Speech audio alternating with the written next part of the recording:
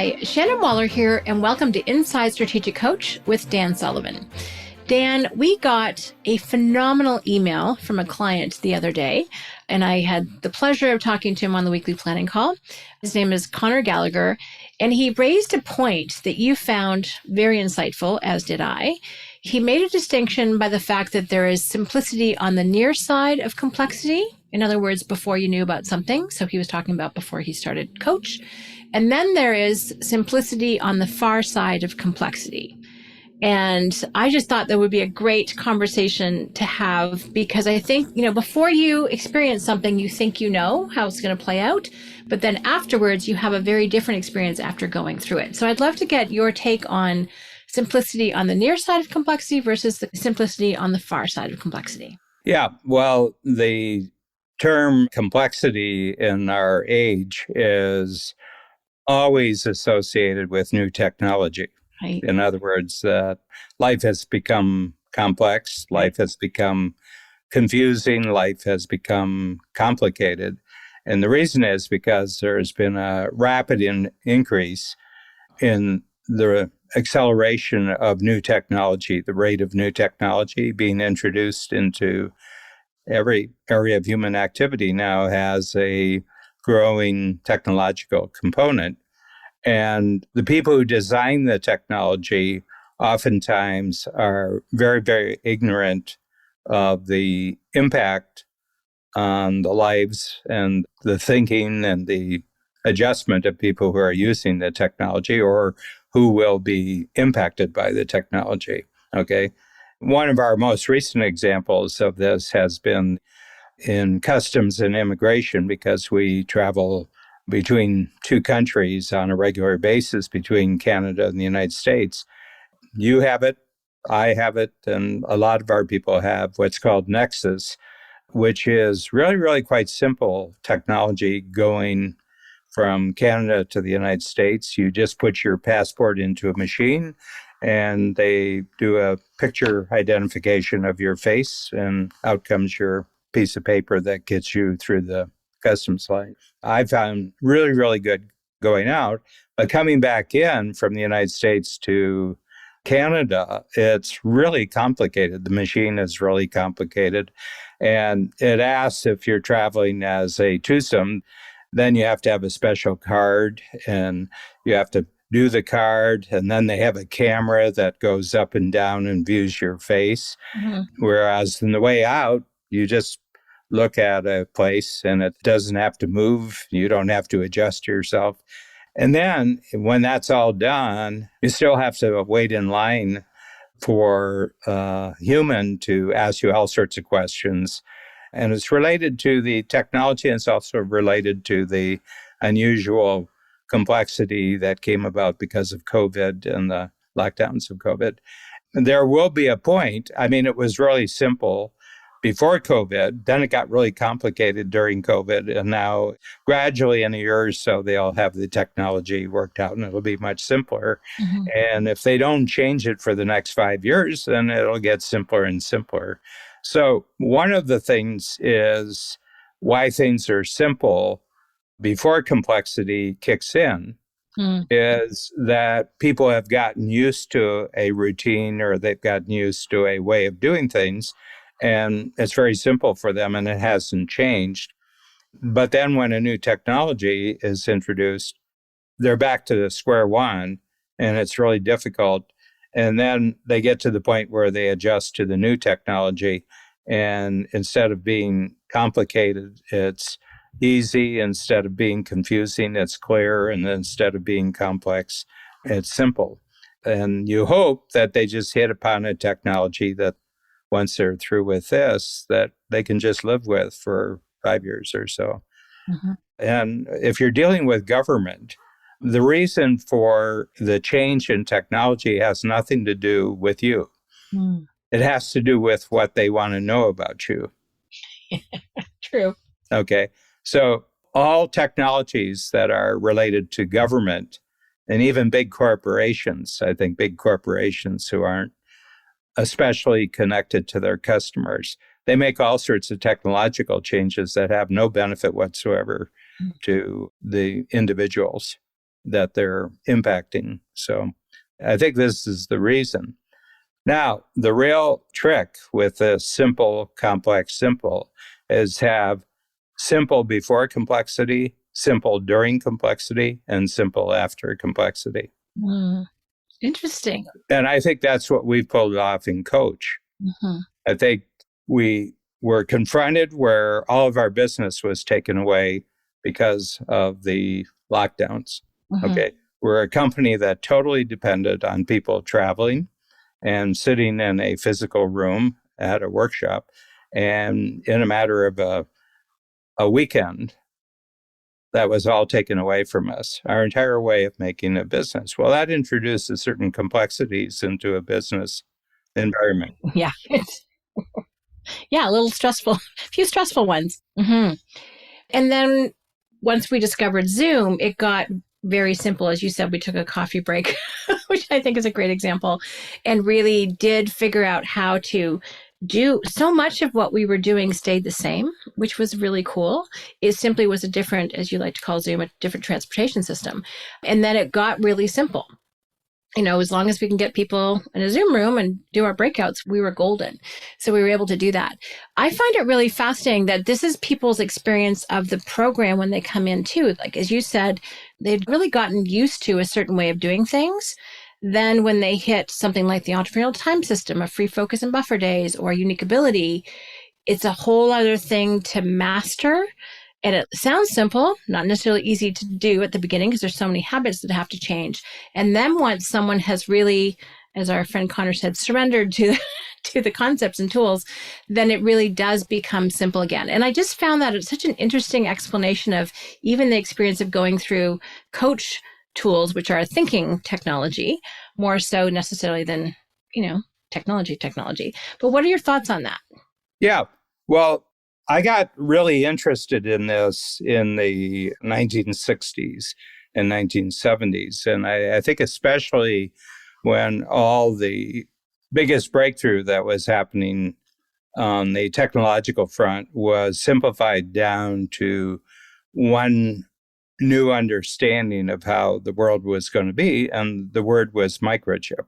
Okay. And that started being used 1972, 73. They called it integrated circuits. They had all sorts of names, but it had taken a particular physical form of a chip. It was a little like this, and it had all sorts of interesting designs on it. They were actually beautiful. I mean, I've seen gallery shows where they're just blown up pictures in color of microchips from the early 1970s, 1980s, and they're works of art. They're spectacularly beautiful. Anyway, but the microchip promised to do two things: that it could be applied to every existing invention in the world. Think of the kitchen tools that you had 30 years ago and the ones that are now powered by microchips. Just everything in your house that is now microchip driven, and then every other part of your life, your work life and everything is increasingly powered and enabled by microchips. So a particular article I read at that time, and I reread it about 20 times, from the New York Times in 1973, said this is going to be the greatest invention so far. And the reason is it can be used to improve every other single invention that we have. And the invention itself can be used on itself. So one particularly powerful microchip can be used to create even more powerful microchips. And then those new microchips are applied to everything else. And beyond that, it also creates entirely new inventions and creates entirely new tools. We're doing this particular podcast on a technology, a computer that did not exist in 1973. There were no personal computers in 1973. And probably the best of the personal computers, which is Apple, and the amazing software that's been created. And then the internet was created, and then Zoom was created. And all that has happened. Okay. But what I began to see is the life is going to become incredibly disruptive, it's going to become complicated, conflicted, confusing, complex. For people who don't have any way of thinking about this, and they don't develop new ways of adjusting to it and taking advantage of it. So if you want to really get a sense of how this relates to strategic coach is a way of thinking about a world of increasing technology in a way that it never gets more complicated for you. So as complicated as it gets for everyone else and complex for everyone else, it always stays simple for people who are in strategic coach. And actually, their great value to the complicated world is that they are a source of simplicity in every business and industry in the world where everything's getting more complicated because of technology. But for strategic coach clients, it's always simple. Wow, Dan, that's amazing. I just realized what I've been up to for the last 40 years. No kidding. Basically coaches how to stay simple in an increasingly complicated world. Yeah. I can listen to all the prophets of how technology is going to change over the next 25 years, and I'm deeply interested in it. But the one thing I know for strategic coach entrepreneurs, it's just going to be as simple when it's 20 times more complicated for the world. It'll just stay the same as it is today. That is such a cool thought. It's actually a capability to stay simple, to stay focused. Well, it's the number one capability in the world. Regardless of how disruptive and unpredictable and complicated the world gets for everybody else, it always stays completely simple and clear for you. I think that's the greatest human advantage that there is. No kidding.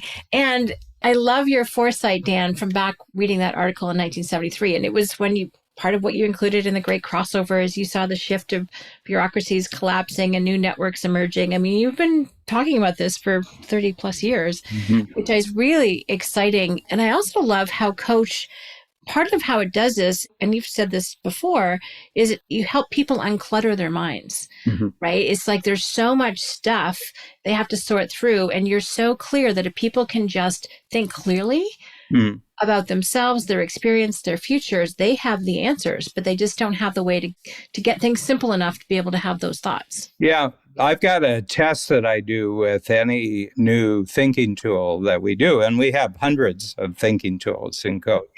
But I have a 100 years back test and I have a 100 years forward test. So it's 2022 as we're doing this podcast. And I'm creating some tools this afternoon. I've come up with some new ideas. So I have some new thinking tools that I'm creating. When I'm doing the new tool, I go back to 100 years to 1922, and I say, would this have been valuable and useful and understandable in 1922? And I've gotten to the point where the answer is always yes. Okay. And then I go to 2122. I go 100 years into the future. And I said, would this just be as clear and simple to use 100 years from now? And the answer is always yes. They're timeless. All the tools are timeless, which means that regardless of what happens, the people who are skilled at using the thinking tools, it'll always be simple. What a great test to do, Dan, like back 100 years, forward 100 years. That's something that I'm going to take away from this conversation, because is this a good idea just for right now? Will it be good in, an hour or two from now, a week or two, a month, years? But 100 years really does take you out of just that transactional experience to actually something that is in fact timeless. Yeah, and we have some growing proof of this. We're starting to get returnees to the program who haven't been here for 25 years. They haven't been in the program, and they come in. They say, it feels exactly the same. What we're doing is exactly the same. It was great back then, and it's really great now. How is it that you didn't change? And I said, once you grasp these thinking tools, life doesn't change.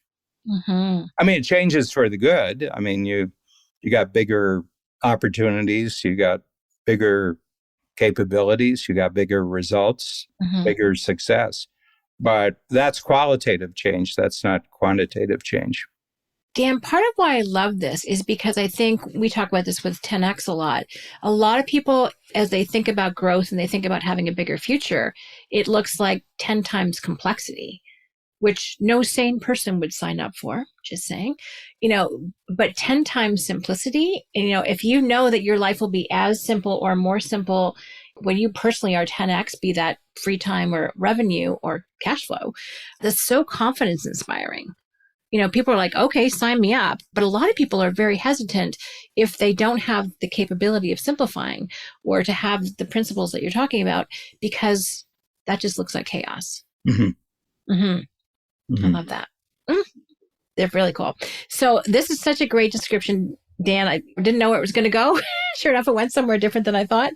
But when someone first looks at something, the whole idea of simplicity on the near side versus the far side of complexity, what you've just described with people coming back to the program after 25 years, it really is that simplicity on the far side of complexity. They come back, it feels the same. Thinking processes get them to a really clear place. They know exactly what to do after their workshop to take action. So I love knowing that that's what we're doing at Coach. That's exciting. Yeah. And I find that one of the reasons why they come back is that the only thing that stayed simple during the complexity while they were out of the program was what they learned in the program. And they come back and they say, the stuff I learned 25 years ago is even more valuable to me now. And a lot of these individuals came back during the COVID lockdown. It was a double dose of uncertainty and unpredictability. Yeah. Yeah. But I think always staying simple it's right up there at the top of really good human skills. I agree. It's becoming more challenging because of the external influences of technology and the microchip, as you said. The irony of what you're saying, I just got an email this morning from a 20 plus year client. He says, I use Coach principles every single day. I use the tools every single day. And it's, unique ability, entrepreneurial time system, free focus and buffer days, impact filters, strategy circles. All of these things are so timeless and true, regardless of what's happening on the outside world. So I love what you and we have created. Thank you, Dan. Thank you, Shannon.